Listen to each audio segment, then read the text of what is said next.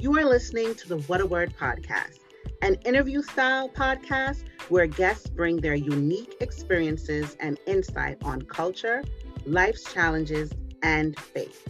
Each episode is seasoned with words which will inspire and encourage. Now here is your host, Ryan Sharp.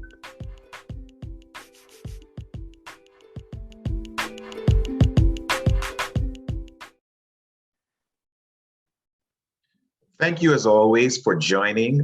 When everyone is outside, people are back at work, things are, quote unquote, back to more normalcy. I'm honored that you would choose to engage via YouTube or on our podcast app. The What a Word podcast is a weekly interview style podcast, as you know, designed to inspire and encourage. And I'm excited today about our guest. I've actually been inspired by her work since coming across it on one of our social media apps. Tesha McMillon is a higher educational professional. For over 18 years, she served in a variety of capacities related to the post-education financial industry. I told her earlier before we started recording that she's the person I wish I had met before starting college and grad school. She breaks down information in a way lay people can understand it. And I think after our conversation today, you will agree with me that what she's doing is a work that is very impactful. Without saying more, I'll give you just a brief description of her work. She's currently the CEO of an organization called H.E.L.P, and I'll ask her to speak more about that, and currently serves as the Assistant Director of Financial Aid for H.B.C.U. Ms. McMillon shares all the time on podcasts and recently was on TV, just sharing her work and what she does. Please join me in welcoming Tesha McMillon to the What a Word podcast. Thank you so much. Honored to have you. And like I said, I think what you have to offer is so invaluable, and I'm thankful that you could join us today. And we spoke off the record about the financial aid world, financial aid packages, and very often many of us, people of color variety, we look at higher education as a way to increase the likelihood that we will have generational wealth, that we will improve our own, our status. We'll improve the possibilities for not only ourselves, but our families. And your work is one that involves sharing with families that look like mine and look like other people's families about their options once they're considering post-high school studies. Tesha, please tell us a little bit about your work. Okay, so I am the CEO of a company I call the H.E.L.P, and the H.E.L.P stands for Higher Education Literacy Provider. What I do is I provide higher education literacy regarding the process for those who are entertaining the thought of going to college. I don't push college. It's not my thing.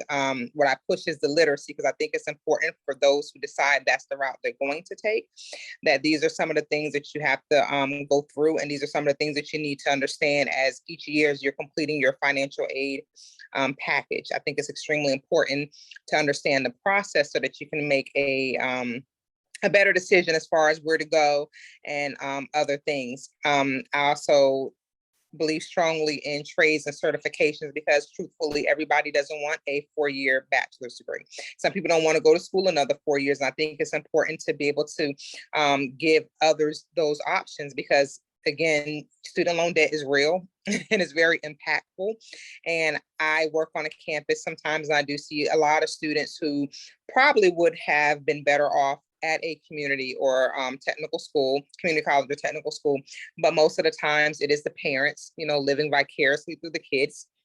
You will be the first one to go, and the kid is sitting over there kind of not feeling it, not interested. And after that year or two, and those grades and the racking up of this loan debt, it's unfortunate that they end up going back home with this debt because they weren't really in it. So for me, I think it's important in our community that we don't just push college, that we also push community college, trades, and certifications as well, because blue collar workers do make a lot of money. We need to stop acting like they don't. Homeowners know we don't want to call the plumber. We don't want to call the electrician. These people make money. So trades are good, and trades are good for the country, and trades are good for those who don't want to rack up 6+ student loan debt.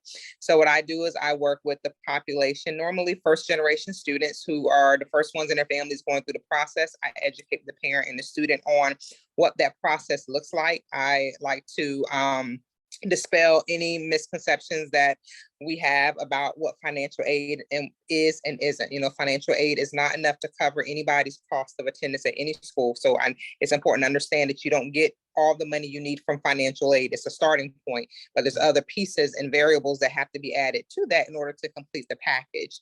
I work with students who are graduating or are about to graduate, and they're concerned with their student loan debt, and as far as getting into a repayment plan that's more comfortable for them as they begin their career, because truthfully, everybody's not going to qualify for student loan forgiveness. Some of us just aren't going to get forgiveness. What we got to get is into a repayment plan that gives us a payment that we're able to make each month and still continue to live the lives we want to live and not default on our student loans.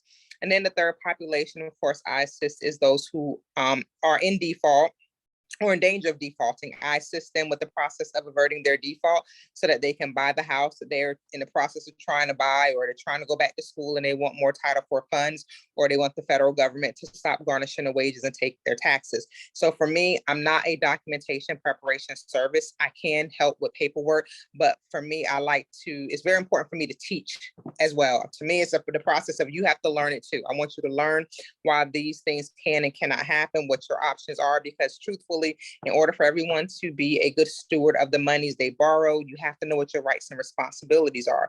And so that's what I push, rights and responsibilities. You need to know what you're eligible for so that when you call your servicer up, you know what to ask for. You can't depend on them to tell you exactly what it is you need. You need to know what your options are. So that's pretty much what H.E.L.P does. H.E.L.P does whatever H.E.L.P needs to do, depending on who comes to me for help. Powerful, powerful. And you gave us a lot to think about because, as you indicated, trade school and certifications, community college, for many years, I think people saw those not as a viable option, but a means to an end.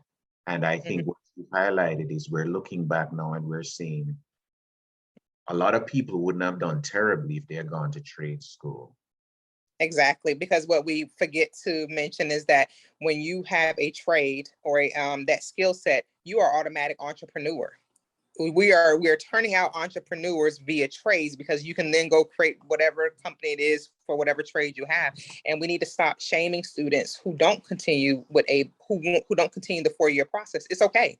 There's so many different ways to be successful, and I think that we need to stop pushing the narrative that is through the accumulation of student loan debt and going down that route, especially considering if you didn't prepare your student to not have to take on so much debt. So it's different if you've got that college savings plan, or you have that 401k, or you got that money coming from somewhere else where they're not saddled with debt.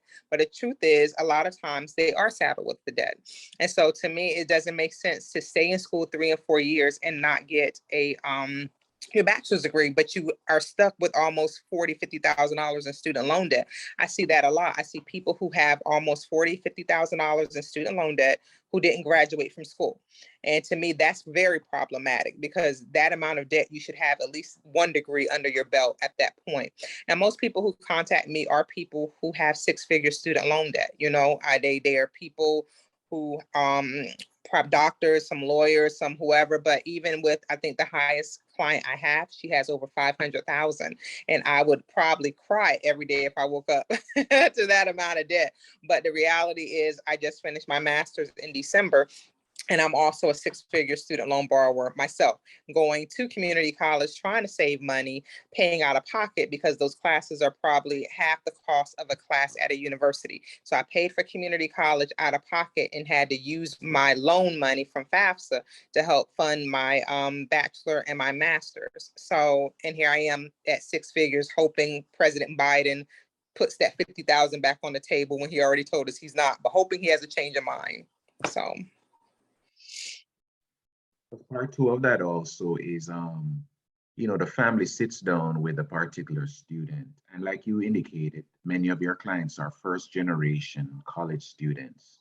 So that student reasonably sees college as a way to improve their value, their worth, and leverage, some higher income.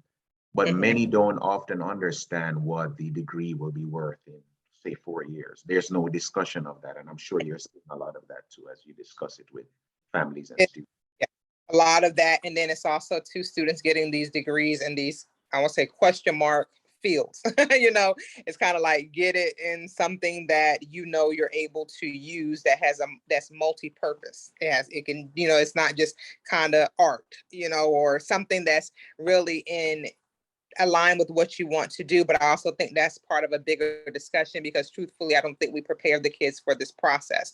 I don't remember in high school, when I was in school, I don't remember a guidance counselor or anybody talking to me about the possibility of going to school. But I also knew that where I graduated at, which was kind of towards the bottom, I had a very low 2. That really didn't have a lot of options. So the thing that I'm seeing now is a lot of times, because student loan debt is a concern for everybody, a lot of parents are saying, no, I don't want my kid to have student loan debt. No loans, they're not getting loans. And then we say, okay, so what do you have available to kind of supplement that? And it's like, well, what about scholarships? Don't y'all have money?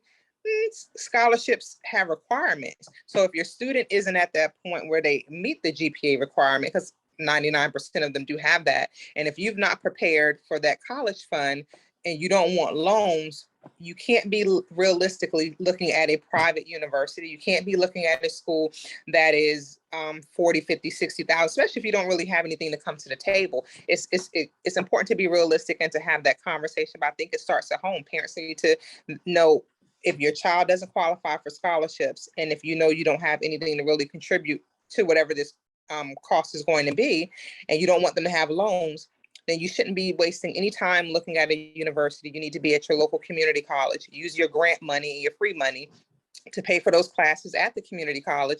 So that way you don't have to borrow everything. You don't have to start with student loans, because most people don't realize that you don't have to accept all of the financial aid that you've been offered. If part of your financial aid package includes grants and loans, and your grants is enough to cover your classes, then decline the loans. Save the loans for if you decide you may want to continue your 4-year, or if you may want to go further than just an associate's or a certification. But if you can get it with your Pell Grant, then do that. But there's many ways around it. It's just a matter of who's having those conversations with the parent and the student to discuss all the different options. I saw the need on my campus from my students, and I saw the severe lack of literacy, and that's what birthed me creating the H.E.L.P. I realized that no one really has that person or that organization or company that can help them bridge the gap from high school to college. So that's what I want to be. I want to be a resource to help give a better understanding, so that at the end of those 4 years, if they decide to go 4 years, they understand what they have accepted, what they have declined, what they have agreed to repay. Because truthfully, I tell everybody, there's no option to not repay a student loan. It doesn't matter what anybody says. You don't have the option to not repay. You're either going to pay it voluntarily, meaning you're going to make payments to your servicer every month, or you're going to repay it involuntarily by the federal government taking your taxes and garnishing your wages. So I remembered when the mortgage industry had the fallout, many were predicting that student loans were going to be the next bubble that was going to burst. It seemed as if your timing in this industry was, from my vantage point anyway, seemingly perfect. How did you get into higher education in terms of this area of advising students on financial literacy? It's funny because I always wanted to be a writer. I didn't realize that this was my thing. But I got a job working with a loan servicer, and I learned all the ins and outs of student loan repayment. I was with the servicer for 15 years, and in that 15 years, I held 7 different positions. So student loan repayment is my area of expertise. And once I saw the repayment side of it, I wanted to go to the beginning part. I want to know when they start on campus, when they complete the FAFSA, the beginning to the part of graduation. That's the part I wanted to learn. So after 15 years of working with a loan servicer, I accepted a position and a pay cut with an H.B.C.U. because it was important for me to be able to bridge the gap for myself. I needed to know the whole process. And once I got on campus and I saw the students and I saw so much misinformation and so many misconceptions, about financial aid, there's so many things that makes me very sad. It makes me very sad. And that's why I know it's important. It's important that I'm teaching as I'm educating them and as I'm guiding them through the process, still letting them make the decision, but making sure they have all of the missing pieces, because there is so much. I ran across a lot of parents who did not want to put their financial information on their FAFSA. In our community, when a student is 18, they grown. They grown. What do they need my information for? They grown. I'm like, they're not grown.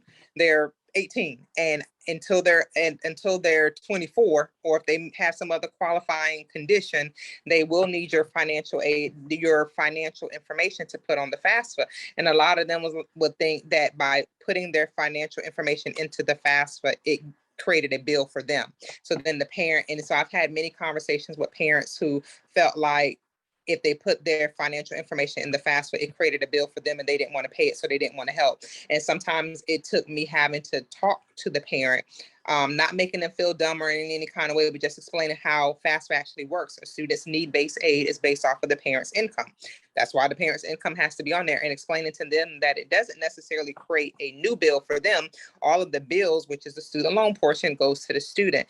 Some of them were okay with the explanation I gave, and they would then go in and do it. But some of them didn't care. They were like, no, I'm not doing it. They can figure it out. You don't have to have college. So I've seen a lot of things that kind of make me sad, especially with working with this community. And the more I saw, and everybody that comes to me, they're like, I need the literacy. They know that's my word, the literacy. I'm like, I'm going to guide you through. I'm going to explain how things work. People thinking every year you get a refund. Refunds is free money. Refunds are not free money. It means you overborrowed. And it means you could have sent some of that loan money back or declined it so that you even out. Like, college isn't about getting a refund, and it's not free money. And it's like so many different things that we think about, or that we hear. And I try to dispel those things. People think student loan debt is passed when you die, is passed down to your children. I'm like, it's not generational wealth. It's going to be discharged by the guarantee agency who has the loan once your people tell them that you are deceased. It's not somebody else's debt to pay. So I've seen a lot of things, a lot of misinformation out there, and I just try to clarify it and give accurate information, because a lot of people get duped. There's third-party companies that go around contacting the students and they say, oh, you qualify for forgiveness. And if you don't know who your loan servicer is, you're going to think that that's your loan servicer. I can't tell you how many calls I've gotten from people who have given a third-party company their access to all their information, and they're drafting their money out of their account each month because they promised them some type of loan forgiveness. And when I tell them it's a scam and they had to close out their account and stop payment and do all of these different things, I'm like, because you didn't do your due diligence, So my goal is to make sure that you are informed. Even if I'm helping you, I like to talk things through, and I like to make sure that whoever it is on the other end of that call understand exactly what it is that I'm saying and what it is that they need to do so that they can just make better choices. And it's bigger than an account number for you, because you are touching individuals who are coming from families, or whether they're not coming from families, their decisions are impacting their present and future. Does it break your heart to see the misinformation that students are coming? I mean, with good intentions too, wanting to get a higher education or wanting to progress, and then having, the loans at the end that they are not prepared to handle. It's heartbreaking, because I know on my campus, I want to save every student. And in the beginning, it was very hard for me because I took it personally when I couldn't make it happen. Like, financial aid isn't one of those things where I control what a student gets. What you get is just what you get, and that's based off of the regs. But having those difficult conversations with parents who don't want to help with the FAFSA, and looking at a student telling them without that, the federal government doesn't provide a provision for a financial aid office to say, oh, well, we're going to give you aid because your parent doesn't want to help. No, if your parent doesn't want to help, then you don't qualify for financial aid. And it's unfortunate to have those types of conversations. It's unfortunate to have the types of conversations when I have students, and to me, it's even bigger than the financial literacy. It's just the matter that I focus on. But I also have kids who haven't been taught why they should keep their W-2. Kids who work, who who don't have basic literacy, don't have the basic information about financials at all. And it's kind of like, it makes it's so much. It's a area that we're severely lacking. And I can tell you that I was offered a position at Duke University a while ago. And I turned it down because I didn't feel like I could make the impact that I needed to make. And I didn't think the work would be as rewarding for me to work with students who, like, their population. I think if the parent makes 75,000 or something, they don't get student loans. But for me and my knowledge and what I do, I need it to be, the work has to be fulfilling. So for me, it's never been about money, because I can assure you with H.E.L.P, I have calls all over, my numbers all over, Facebook is all over, in my Instagram. People contact me. They send me pictures of award letters. They send me emails. They say, I Googled your name. I found you on Facebook. Can we talk? And they will call me, and I will have random conversations with God knows who. We will talk and we'll hang up, and I'll never know who this person is. And I never once say, send me some money before we talk, because for me, it's just that important that you have this literacy. It's important. I've had people who were days away from closing who didn't realize that their loan, their defaulted student loan was in cavers, and they lost they're in danger of losing their federal home loan. And what can I do? And the one thing I don't do is promise any miracles, but I can assure with the amount of knowledge I have regarding what we can and what we can't do, I've been very successful in being able to help people. And the first thing they'll say is, well, how much do I owe you? I'm like, I'm just happy to be able to help. Like, sometimes the reward is maybe God gives me a little more life at the end of my life. You know, maybe there was a day and God says she's out there doing the work, and he just sprinkled a little bit more. So everything to me isn't monetary. As long as I feel like I'm living my purpose and helping and doing what I feel like I was called to do, then to me, that is the reward and the payment. It's not always financial with me. I don't know what the studies are. There seems to be a correlation between not having such high debt and your ability to process information while a student. It seems as if poverty intersects with so many other ways that you're impacted negatively in higher education. I mean, we look at all of these social media companies, and we see young people who came from families with resources, and they're taking major risks at a young age, because at the end of the day, if there's a fallout, they have something to land on. And we have now poorer students who are more or less risking everything with these loan packages. It's tragic, you know, to say the least. And some parents too, because some of these first generation parents who don't want their student to take on the debt decide to take out these Parent Plus loans. And it's very heartbreaking for me. And I can't ever tell a parent what they can and what they cannot do. I can advise what's going to end up happening. But I've seen parents take on the bulk of the debt. And you're talking about parents who probably make minimum wage. And I know that by the time this student graduates, I tell every parent, once you do that first year to get them in school, you're going to have to continue to do that to keep them there for the next 4+ years. So if you're coming out of pocket that first year and your student needs $25,000 that first year, you're talking about 3 and 4 years, you probably want to consider a different school. It's a lot, but I can't tell anybody what to pay or what to do. You know, it's your student. But what I can say is just think, if the standard loan repayment term for a student is 10 years, parents get the same 10 years, that's 120 payments. So whatever that overall balance is going to look like divided by 120 payments, that's the payment you're going to be stuck with, unless you get into one of these income-driven repayment plans or you qualify for forgiveness. But none of that's immediate. I tell everybody, forgiveness is not immediate. It is a process, and you have to qualify for it. One, you have to make a certain amount of payments to be able to qualify for that forgiveness. So if somebody's calling you saying, oh, give me 3 payments and you get forgiveness, it's a hang up. It's a scam. It's not that simple. But a lot of people, because they don't understand the process, are falling for it just because somebody told them something that sounds too good to be true. And I tell anybody, if somebody calls you with something that sounds too good to be true, call your servicer, because if it's something that you can actually have, your servicer should be able to offer it to you if it's valid. So call your servicer and don't get scammed by a third-party company that's promising you something that's totally unrealistic. It's unrealistic. You know, President Biden has been struggling to give us forgiveness. So no company is going to call you and tell you with 3 payments, you're going to get your student loan forgiven if the man in the highest office in the land hasn't done it yet. Like we also have to use some judgment and some discernment when it comes to that as well. And I like that you touched on President Biden's promise of loan forgiveness, because it seems to have spurred a lot of third-party companies that are calling and making promises that don't match the president's promise either. How many, I guess I'll ask it this way, could you address some of the myths of what President Biden has promised in terms of public loan forgiveness? Well, in the beginning, way back when, before he got into office, he was saying loan forgiveness, and the amounts kind of fluctuated. We heard 10,000, and then somebody said something about 50. But in the most recent communication of what President Biden, when he touched back on it again, he did say he's not considering the 50, that it's off the table. The 10,000 is probably more where he's comfortable at.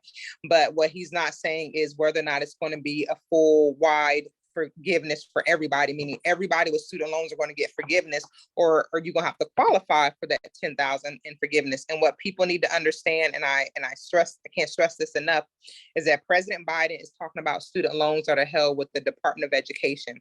That is the U.S. Department of Education and his direct loans. He's not talking to older borrowers who have those FAIL loans, those Federal Family Education Loan Program loans, FFEL.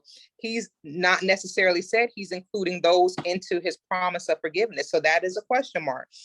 Will forgiveness be extended to everybody, or will it just be extended to the direct loan borrowers? Because those are the loans held by the federal government. I did read something about there may possibly be some income threshold, possibly, meaning if you make a certain amount above that, you're not eligible for that 10,000. What we don't know is he going to include it just for graduate school, undergraduate, or will he include graduate? Because some of us probably have been paying loans so much, we probably have the graduate loans, and the undergrad probably don't have that much left on it. It just depends. But there's so many variables, there's so many things. And even if, and I think the biggest question is, does he even have the power to do that without Congress coming and it being some long drawn out fight in court about who has the authority? You know, does the Higher Education Act give President Biden the authority to do widespread forgiveness, or is that something that Congress can do, or neither one of them? Like, I don't know. I'm not as hopeful. I don't see it happening anytime soon. So, and for a lot of times I get calls and emails from people asking, do they qualify, or do I think they're going to get forgiveness? And I tell them, you know, some of us just going to have to make payments on these loans. Some of us are just going to have to pay. And even if he did do 10,000 for the people I know, for the amount of people who call me who have student loan debt, the 10,000 is literally a crumb. It's a crumb compared to the amount of debt that everybody has, because people have more than 10,000. You know, it costs, you know, these schools are kind of like businesses now. You know, it's not about education. It's about, you know, tuition fees, room and board. It's a business. And these schools, the cost of attendance and it's so much. So 10 is helpful. I don't want to seem ungrateful, but it really is a crumb compared to the overall amount of debt of what we have, what some of us have. And I think it's probably a good majority of us have way more than 10,000 in student loan debt. You've given us some food for thought, some takeaways. The trade school certification doesn't mean you're a failure. You know, it's a viable option in terms of advancing oneself. The other thing too is that the loan forgiveness discussion, you talk to your servicer, it is a process. It's not something immediate up front. You have to make some qualifying payments usually, and you can talk to your servicer to see if you qualify for the plan, or you may have to get into the loan income-driven repayment plan.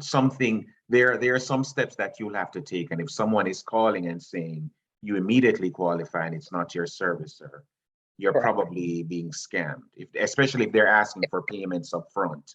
Oh, and that is a dead giveaway. Once they say they need your bank account information, and they will send the payments for you. I had a lady call me and she had given her information to a company she'd been paying the last 2 years. I said, how have you been paying if the student loan moratorium has had the payment suspended for 2 years? What are you paying? She's like, I've been paying them $150 every month. Who have you been paying? She's like, my servicer. And she gave me the name of the company. I said, that's not a loan servicer. And when she called her servicer, they told her that they haven't received a payment from her in over 2 years. So she has been paying this company all of this money, and she didn't even know because they promised her loan forgiveness. So I very much stress for people to do your due diligence.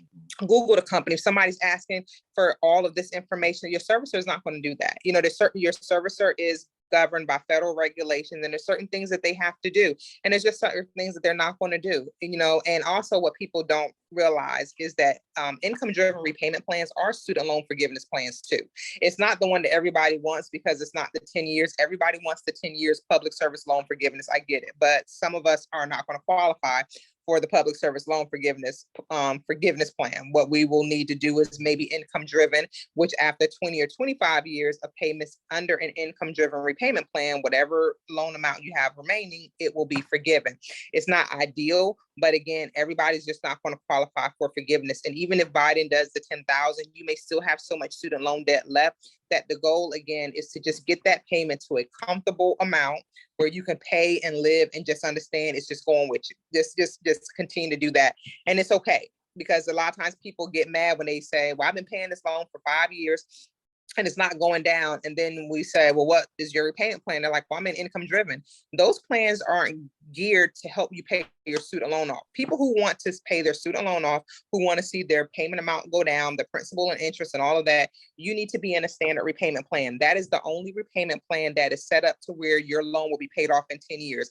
Anything else is stretching out the time. So that means it's giving you more time to pay it. So you're going to be paying more in interest. So no, you're not going to be seeing this huge drop, and you're not going to be seeing the principal drop and all of this that you're making dents in the payments. You're not going to do that.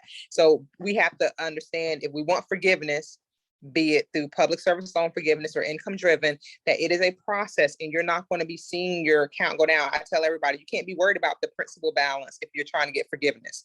That's not for you. If your servicer says your payment in an income driven repayment plan is $5 a month, pay you $5 a month. Anything you pay over, you're cheating yourself out of the forgiveness amount. Use that additional money that you have and pay off your other consumer debt. It's just different. Like, you have to understand it, because it bothers a lot of people. They say, oh, the balance is growing. And I'll say, but you're also applying for forgiveness. So what do you care if the balance is growing because you don't plan on paying that? So you have to understand how it works in order to be comfortable with what you see in order to get the forgiveness that you want. Wow. And, powerful points, by the way. And I also must say, Tesha, that you've done a lot in terms of having impact. Now, I mentioned earlier that the numbers were sobering and that it's heartbreaking, and a lot of these stories were tragic, but you've had some success stories with students. Yeah. Need advice, and it's turned things around for them. Could you share a few of those with us? Because our population is extremely first generation. I take it extra personal to just make sure that they're good. I work at a school that has students with a lot of high need. And so a lot of times we all know financial aid is just enough to barely cover the expenses, but there's things that it does not cover and it does not help. So through H.E.L.P, when I do have clients, I'm able to use those funds and reinvest them back into the community. I had a student who, she was going through a very difficult time, and she's just trying to figure, life is hard, they're young, lots of things going on. And I just didn't know how to assist her. And I was very concerned with her mental state. And I just finished up a job with a client who I was doing some FAFSA updates for. And so I used those funds to help pay for her therapy. She needed therapy. Whatever she needed was way above me, but I wanted to make sure I put her in good hands. And so I did. And she got the therapy she needed to kind of get back on track. She just graduated this past last weekend. So I'm very proud about that. I use funds to pay graduation fees for students who I knew I'm just glad to see them have made it. I bought books, I bought technology, I bought grocery, and I don't make a lot of money by any means. So when I say I bought, I mean through H.E.L.P. And the couple clients that I do get, I reinvest those funds back into the community, and I'm able to assist and help students out with certain things. And it makes me feel like that's what we're supposed to do. Like, that's helping. And so it makes me feel good when I'm able to do that. It makes me feel good when I'm able to see a student who I've seen struggle the last 3-4 years actually make it, because times are different. You know, when we were in school, the battles, the things that these kids go through is so different now. And I weep, and then sometimes I have to just try to leave it at work, but it's so close to my heart that I don't know how to separate it. And it really bothered me in the beginning, and it still bothers me. I'm not that much different now. It's a very, I hate when I can't get it. I hate when I can't come through for them. And I want to save them all. And I just think that one way to do that is just through understanding. I don't want somebody to have walked by me and said nobody told them they had $40,000 in student loan debt. Nobody said that the payment was going to be about $500 a month, or all these different things. And the unfortunate part is my institution has a very high default rate.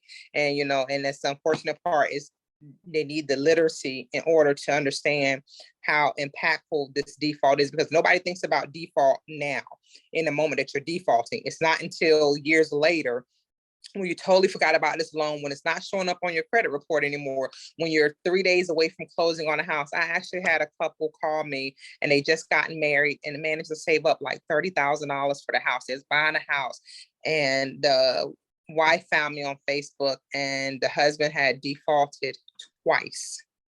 Not once, but twice. And so their only option was to pay the balance.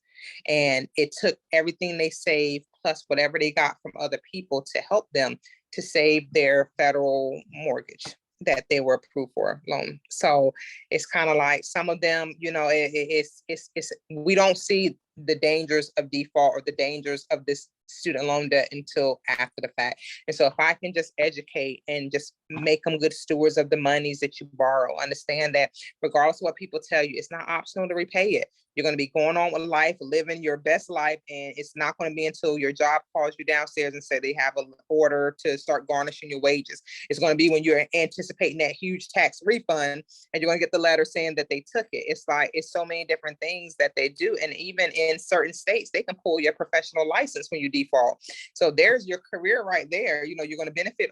You're not going to be able to benefit from a degree that you're not paying for the education for.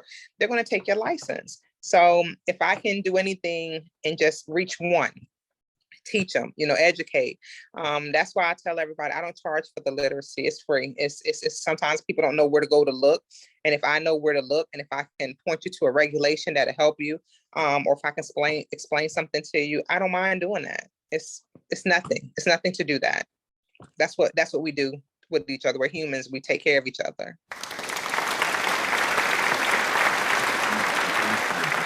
That I like your motivational content as well. Factory reset, putting your ducks in a row. Growth is uncomfortable. Time and consequence. These are some of the posts that you share, which I imagine not only motivates people like me who look on, but maybe motivation for you as well, because you're dealing with compassion fatigue in this environment. Could you share a few motivational contents with us, and then share with us, to close, ways people can contact you if they're in need of your services as well? Should they need your services? Because they do. So I'll say ways to contact you should they decide it's time to make that call. Yes. And a lot of times, a lot of things that I share is just content that I need to hear sometimes, because I am a person who is steadily trying to pour into me. I'm still trying to get my little piece of the pie, trying to get to wherever it is I'm supposed to get to. So I have to always pour into myself, because an empty cup can't pour into an empty cup. So I tell me things through my posts that I want to hear. And right now, I just think I'm in a season of growth and change. And I think a lot of people are, this pandemic, the way things are done, everything has changed. The one thing about COVID is it turned us into survivalists. I believe it made people who never thought about being entrepreneurs all of a sudden are now doing these things. And, people are out there leaving jobs, and they're going through those growing pains and things like that. And I just tell everybody, and where everybody wants, I think everybody's saying that, oh, the great resignation, everybody's walking away from jobs. No, people want to be appreciated. People are walking out of toxic environments wanting to be at jobs where they feel like that their value is being respected and that what they bring to the table, that people are hearing them. I've worked in positions and jobs where I didn't feel like my contribution was appreciated. And it took a minute before I realized what my worth was when it came to an employer. And now that I know that, I won't just accept anything. And so right now I'm in my growing season. I tell everybody, this is the growing season right here. I've been planting for a very long time, and I'm harvesting now. Every opportunity, every time something comes up, even if it's uncomfortable, I do it just because I normally would have said, no, I can't do a podcast. I can't be on camera. I don't like the way I talk. I don't want to hear. But now I'm like, you're saying that because you're uncomfortable. No, just sit in it and do it, and you're going to be fine. And so now that's where I find myself doing things that I would have ordinarily have declined, but it's also helping me in this growth, in this stage of growth that I'm in right now. And the biggest one that I tell myself every day is, when it's your door, it'll open. I don't have to push it. I ain't got to kick it down. I don't have to like ransack it, but I also tell myself too, as you're looking at the door, don't forget to check the windows. Sometimes there are windows of opportunities that we miss because we're so busy looking at the door. So now I think of windows as just like doors. It's a different way of getting into a place where I feel like I need to be. And so that's where I am right now. I think a lot of people are in that point right now because of how the economy is and everything is just everywhere. So I will just encourage people who are in their going through the growing pains and are waiting for that door to open. It will open. Sometimes, a closed door isn't really a no, it's protection, because we don't know what was on the other side of that. God saw that and he was like, no. Or maybe our vision is just too small for what it is that we see. And he has something bigger for us. And I have to trust what he sees and not me just going off of something I just briefly saw. So I would just tell everyone to stay encouraged and be positive. You have to speak it. The tongue has power to speak life and death. Just speak life into anything. Claim it, confirm it, whatever, affirm it, do whatever you just do it, everything that you can to say it is yours. Because that's how things come to fruition. Hang in there. It's tough, but every day that you have breath, it's another day to get it right. So you're going to be fine. And if you have questions for me, if you have a question about your student loan debt or FAFSA or anything related to Title IV funds, I am on Facebook. My page is the Higher Education Literacy Provider -H.E.L.P. Or you can find me on I'm on Instagram as well under the H.E.L.P, same thing. Or you can connect with me on LinkedIn and send me a message. I'm getting some requests to help assist people there as well, because I tell people all the time, lots of people can tell you they know stuff, but I always like to send people to my LinkedIn page so you can see my background, because it's important that you do your due diligence. Just like I'm telling you, do due diligence on what I'm telling you, do due diligence on those persons that you're taking advice from, because you want to make sure that you're not speaking to just somebody who has student loans. Yes, I do have student loans, but I'm also a person who's been in this industry for 20 plus years. So I'm not telling you what I think, I'm telling you what I know, because I was responsible for a lot of those processes. So this is factual information, and I can provide you with the regs to back it up. Awesome. Thank you so much. Tesha McMillon, higher education professional, consulting services, provides financial literacy. She's given us a lot of nuggets this evening, and I will post ways to contact her in the notes in the event you need to reach out with her. And many of us do. It's time to have that conversation before we make decisions that are not informed. Tesha, thank you so much for joining me as a guest on the What a Word podcast. Welcome. And also the last thing I'll say is, because we don't know if President Biden is going to extend that student loan moratorium. If August is truly the deadline, in September we start paying. If you want to do a student loan check, you just want to make sure that whatever that payment is going to look like when they do go back into repayment, if it's not a comfortable payment, if you want to see if you have other options or ways to get it lower, then definitely contact me. But what you can't do is contact me thinking about to get rid of your debt. I don't do that. What I provide you with is options and alternatives to whatever your situation is right now, letting you know, yes, you have options. This is what I would recommend for you. And we can definitely just do a talk. And I definitely don't mind. Thank you so much. Blessings to you and your family. And I look forward to connecting with you again soon. Yes, as we try to navigate this financial loan industry. Thanks. Oh, yeah, so much more to come, especially with President Biden and what he decides to do. So it's definitely has all of us on the edge of our seats, but definitely, you know how to reach me. Blessings, and thanks again for joining us on the What a Word podcast. Thank you so much for having me. Have a good night. Thank you.